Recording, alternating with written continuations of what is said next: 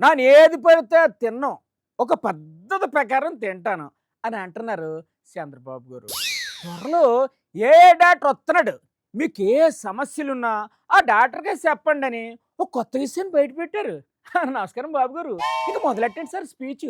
ప్రతి ఒక్కరి ఆరోగ్యానికి స్కోర్ ఇస్తాను. ఏంటి ఆరోగ్యానికి స్కోరా? మీ ఊరికి కూడా స్కోర్ ఇస్తాను. ఏంటి ఊరికి కూడా స్కోరే? కొంతమంది డబ్బులు ఉంటాయి, ఆరోగ్యం ఉండదు. కొంతమందికి రెండు ఉండవు. అలాంటి వాళ్ళ పరిస్థితి ఏంటంటారు మరి? మీరు అవసరమైతే ఏ డాక్టర్ కావాలన్నా మీకు అపాయింట్మెంట్ ఫిక్స్ చేపిస్తాం. అపాయింట్మెంట్లు ఆయింట్మెంట్లు మీరివ్వడం ఏంటి సార్? వాళ్ళు వెళ్తారు కదా.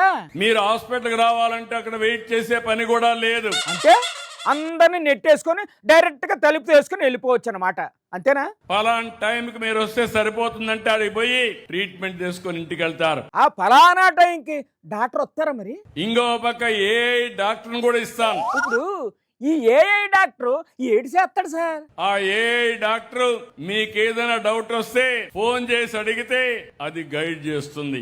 సార్ కూర్చుంటా ఏ నర్సులు కూడా పెట్టండి సార్. ఆ సూది మంది ఇవ్వడం, గ్లూకోజులు పెట్టడం లాంటివి చేస్తుంది. మీరు నా ఆరోగ్యం చూస్తా ఉంటారు. రోజు చూస్తున్నాం కదా. నేను ఎప్పుడు కూడా సిగ్గాల అయ్యానా? అబ్బే ఓ పాలు కూడా సిక్కు కాలేదు. ఐరన్ బాడీ సార్ మీది, ఐరన్ బాడీ. ఎందుకు సిగ్గాలేదు? ఎందుకు కాలేదు మీరే చెప్పండి సార్. నేను తిండి తేడా తక్కువ తింటా. తప్పుగా రోజుకి ఎంత తింటారు సార్? ఎంత అవసరమే అంతే తింటా. మీరేం తింటారో చెప్పండి. ఏమేం తినాలనో అదే తింటా. ఏటో మీరు ఏటి తింటారో చెప్పండి అంటే అక్కడక్కడే తిప్పుతారు కానీ అసలు విషయం మాత్రం చెప్పడం లేదు. చెప్పకపోతే పోనీగానండి. ఆ ఏ డాక్టర్నో ఏ నర్సులను త్వరగా తీసుకొచ్చేయండి సార్.